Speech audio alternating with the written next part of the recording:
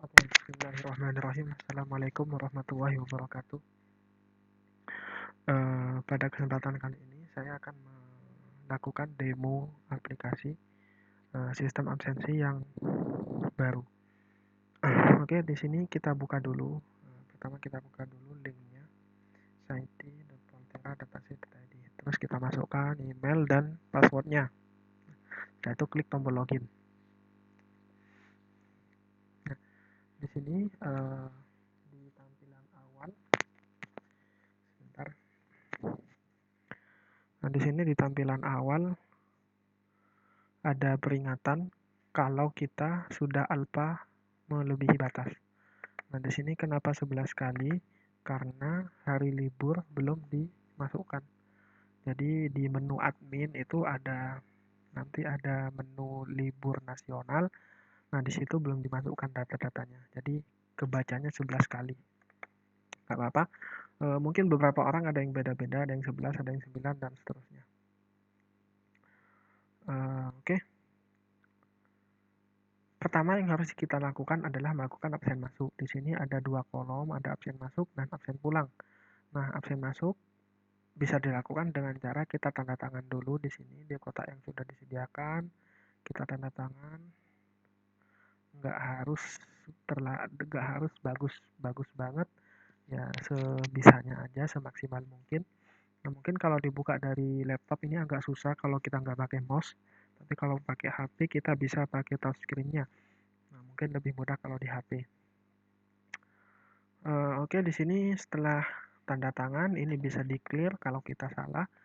Terus kalau sudah benar, maka klik submit. Nah, setelah submit, setelah melakukan absen masuk, maka di sini tombol absen pulang akan muncul di sini. Nah, absen pulang ini, Bapak dan Ibu sekalian, tidak bisa dilakukan kalau kita belum melaporkan aktivitas yang dilakukan. Nah, di sini kita coba karena kita belum melakukan aktivitas. Atau sudah ya tadi saya. Oke.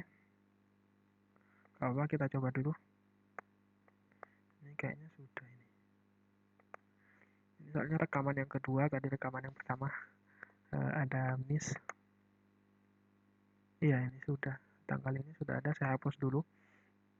Jadi, kalau kita belum melakukan lapor aktivitas harian, maka di sini akan ada validator. Nah, di sini akan divalidasi dulu. Jadi, kan tadi kita belum melakukan laporan aktivitas harian, maka kalau kita langsung absen pulang, submit ini, maka kan ada catatan di sini. Ada notifikasi error. Nah, aktivitas harian belum terpenuhi. Kurang satu aktivitas, silahkan lengkapi terlebih dahulu. Ya, begitu. Oke, kalau di oke, maka akan menuju ke menu aktivitas. Kalau cancel, maka akan tetap di halaman ini. Kita oke saja, masuk ke sini. Nah, kita laporkan dulu tutorial gitu ya. Ini terserah Bapak Ibu mau ngisi dengan apa yang dilakukan pada hari itu. File pendukung di sini sama kayak yang sebelumnya di aplikasi absensi versi sebelumnya bisa dilampirkan file bukti atau tidak, itu terserah Bapak Ibu sekalian. Nah, kita submit. Oke, setelah submit ini kan sudah ada. Oh ya, untuk mengubah urutan bisa langsung diklik ini ya. Bisa diklik di kolomnya masing-masing. Misal saya mau ngurut sesuai nomor. Nah, bisa diklik di sini. Nanti berubah ascending atau descending. Mau ngurut sesuai jadwal, sesuai tanggal, maka di sini bisa diubah seperti ini. Diklik header dari kolomnya saja. Ya, ini maka akan terurut. Nah, ini saya urut descending, maka di sini akan ada yang barusan saya masukkan. Oke. Nah, setelah itu misal kita langsung pulang, maka di sini dimasukkan tanda tangan lagi. Saya buat yang bagus saja ya. Ini saya pakai touchpad, agak susah, nggak pakai mouse. Oke, submit. Nah, di sini bisa dilakukan setelah melakukan pencatatan aktivitas. Nah, berapa jumlah aktivitas minimum yang harus kita catat? Itu bergantung dari masing-masing tipe, masing-masing jabatan atau tipe ya. Kalau di sini saya bilangnya tipe user. Nah, bukan tipe user, sorry. Tipe shift. Nah, di sini di menu kepegawaian nanti ada dia ngeset berapa banyak aktivitas minimum yang harus dilakukan sebelum bisa absen pulang. Nah, di sini kalau sebagai dosen, sementara saya set aktivitasnya minimum 1. Nah, kalau tendik aktivitasnya saya set minimum 3. Nanti bagian kepegawaian bisa mengganti secara sesuai dengan yang dibutuhkan. Ini sementara saya set untuk dosen 1, untuk tendik 3. Nah, begitu. Setelah itu ada menu, oh ya, di sini di menu absensi ini ada fitur baru yang menurut saya berguna sekali, yaitu adalah rekap kehadiran individu. Nah, di sini bisa saya set tanggalnya itu tanggal berapa, misal saya cek bulan lalu ya, tanggal 1 Agustus sampai 31 Agustus. Nah, di sini untuk saran untuk hasil yang lebih maksimal, lebih baik menurut saya sarankan rekapnya dilakukan tiap 1 bulan ya. Jadi mulai tanggal selesainya kalau bisa dilakukan 1 bulan saja. Kenapa? Karena ini query-nya lumayan banyak. Jadi karena servernya masih belum optimal, jadi agak lama. Kita buat 1 bulan saja ya.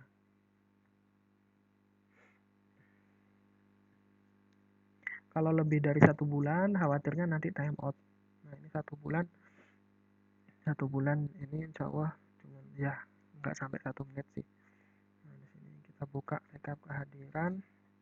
Nah, di sini akan ada laporan headernya, terus tanggal mulai, tanggalnya 1 Agustus sampai 31 Agustus, nama pegawainya, nama Bapak Ibu sekalian nantinya, terus rekap absensi. Nah, di sini ada jumlah hari kerja 21, jumlah alfanya 4 hari, jumlah izinnya 0 dan seterusnya. Nah, di sini detailnya ada di sini di bawah ini Bapak Ibu. Jadi list absensi, ada nomor, ada tanggal, ada masuk, alfa, izin tidak masuk. Izin tidak masuk, berjadin, cekcok 1 kali, terlambat, pulang sebelum waktunya. Nah, di sini ada kalau masuk maka dia centang. Kalau dia alfa maka yang centang di sini. Kalau dia izin tidak masuk maka yang centang di sini dan seterusnya. Saya rasa Bapak Ibu bisa membaca tabel ini secara baik dengan baik ya. Jadi di sini ada kemarin kan harusnya 17 Agustus itu libur ya. Karena belum dimasukkan libur nasionalnya maka saya kebaca alfa oleh sistem. Nah, terus tanggal 20-21 kalau nggak salah juga ada libur dan cuti bersama kalau nggak salah. Nah, harusnya saya alfa cuma 1 kali di bulan ini. Nah, ini alfa ini saya lupa absen kalau nggak salah waktu itu. Oke. Nah, untuk rekap absensi ini saya rasa sudah cukup membantu. Nah, ini juga bisa untuk memvalidasi uang makan yang kita dapat Bapak Ibu. Jadi kalau misalnya uang makan hitungannya kan per hari biasanya. 1 hari berapa rupiah. Maka dari sini bisa dicocokkan. Oke. Untuk selanjutnya adalah menu izin tidak masuk. Nah, izin tidak masuk ini alurnya pertama pengajuan. Nah, setelah pengajuan maka nanti akan divalidasi oleh atasan langsung. Nah, setelah atasan langsung memvalidasi, kalau di-accept, disetujui, maka akan lanjut ke pejabat ke Wadir 2. Maka akan dilanjutkan ke Wadir 2, kalau Wadir 2 menyetujui, maka baru izin Bapak atau Ibu terbaca oleh sistem gitu. Jadi selama belum terbaca, selama belum disetujui atau ditolak, maka izin Bapak Ibu tidak terbaca oleh sistem. Bukan tidak terbaca, maksudnya tidak diakui gitu ya. Nah, di sini pertama kalau kita pengajuan itu kita masukkan dulu jenisnya, bisa sakit, bisa kepentingan keluarga atau cuti. Nah, Kita coba sakit aja ya. 1. Nah, ini tanggal mulai tanggal selesainya kita set. Ini tanggal mulai kita izin tanggal 1, misal tanggal selesainya tanggal 4. Nah, keterangan sakit gigi gitu ya misal. Nah, untuk file pendukung ini saya set opsional. Nah, karena mungkin ada beberapa izin yang tidak perlu bukti. Tapi kalau misal sakit lebih dari 3 hari, mungkin regulasinya dari kampus harus menyertakan surat dokter mungkin ya. Nah, kalau misal seperti itu Bapak Ibu di upload ininya surat dokternya. Nah, lebih amannya, lebih baiknya di upload ya buktinya. Ini uploadnya bisa all dokumen. Di sini ada JPEG, JPG, ada PNG, ada PDF.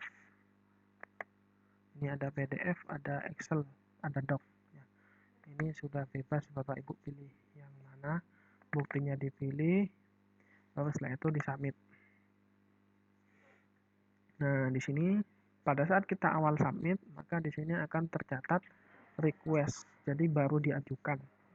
Catatannya belum diisi, persetujuannya belum diisi, masih request, catatan pejabat juga belum diisi. Kalau kita hapus, maka otomatis izin kita dibatalkan gitu ya. Oke. Setelah itu untuk atasan langsung ini masing-masing yang sudah ditetapkan oleh kampus ya. Jadi kalau misal saya contohnya atasan langsungnya adalah ketua jurusan TLI, maka nanti Pak Kuku yang akan memvalidasi. Untuk pejabat ini sementara ini wadir 2 yang bakal memvalidasi. Selanjutnya nanti kalau misal di sini sudah divalidasi sama atasan, entah disetujui atau ditolak, maka di sini akan berubah statusnya menjadi accepted atau rejected. Nah, kalau rejected otomatis ya sama seperti namanya, maka izinnya ditolak. Nah, setelah itu ada fitur lagi yaitu lupa absen. Lupa absen di sini diklik pengajuan. Nah, lupa absen ini berguna kalau misal kita ternyata lupa absen masuk ataupun absen pulang. Kalau lupa absen masuk otomatis lupa juga absen pulang ya.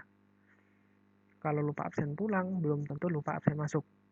Nah, misal dalam 1 minggu. Nah, ini catatan di sini, pengajuan lupa absen hanya bisa dilakukan 1 kali dalam 1 minggu. Nah, maksudnya bukan tanggal pengajuannya, tapi tanggal lupa absennya. Jadi misal tanggal lupa absennya kita tanggal 1. Nah, ini kan diajukan tanggal 5. Itu nggak masalah. Maksud saya, misal tanggal 5, ini kan sekarang tanggal 5. Saya mengajukan lupa absen untuk tanggal 1, tanggal 8, dan tanggal 15. Itu nggak masalah. Tapi kalau kita mengajukan tanggal lupanya tanggal 1, tanggal 2, dan tanggal 3 itu nggak bisa. Karena tanggal 1 dan tanggal 2 dan tanggal 3 itu masih dalam 1 minggu yang sama. Seperti ini ya. Jadi harus beda-beda minggu. Kita coba ya. Kita ajukan tanggal 4 di sini. Tanggal 4 Agustus. Keterangan melakukan perkuliahan. Nah, ini diisi sesuai jam masuk Bapak Ibu waktu tanggal 4 ini yang lupa absen. Dan jam pulangnya jam berapa. Kita submit. Maka di sini masih menunggu. Nah, ini akan ada notif berhasil ditambahkan. Di sini tanggal 4, tanggal lupanya tanggal 4, jam masuknya sekian, jam pulangnya sekian, kegiatannya sekian. Statusnya request, ini masih pengajuan.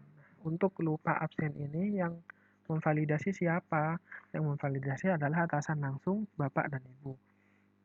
Jadi kalau misal saya, contohnya, maka yang memvalidasi adalah Pak Kukuh. Oke. Nah, ini kan kita mengajukan tanggal 4 Agustus. Nah, sekarang kita ajukan lagi yang lain. Misal tanggal 4 Agustus. Nah, kita tanggal 6 lupa lagi, kita ajukan lagi. Di sini akan ada notif gagal. Agak lama ini. Memang servernya yang .poltera.ac.id ini agak lemot memang. Nah, ini ada kuota mingguan habis. Nah, kuota mingguan habis, kenapa habis? Karena kita sudah mengajukan tanggal 4, dan yang barusan kita ajukan masih dalam minggu yang sama. Jadi kalau kita sudah mengajukan tanggal 4, tanggal 5, tanggal 6, tanggal 7, tanggal 2, tanggal 3 itu kita nggak bisa mengajukan. Tapi kalau kita ajukan tanggal 11, maka dia pasti mau. Bisa. Nah, begitu ya. Oke, untuk status ini sama kayak yang tadi, statusnya requested, accepted, sama rejected. Oke,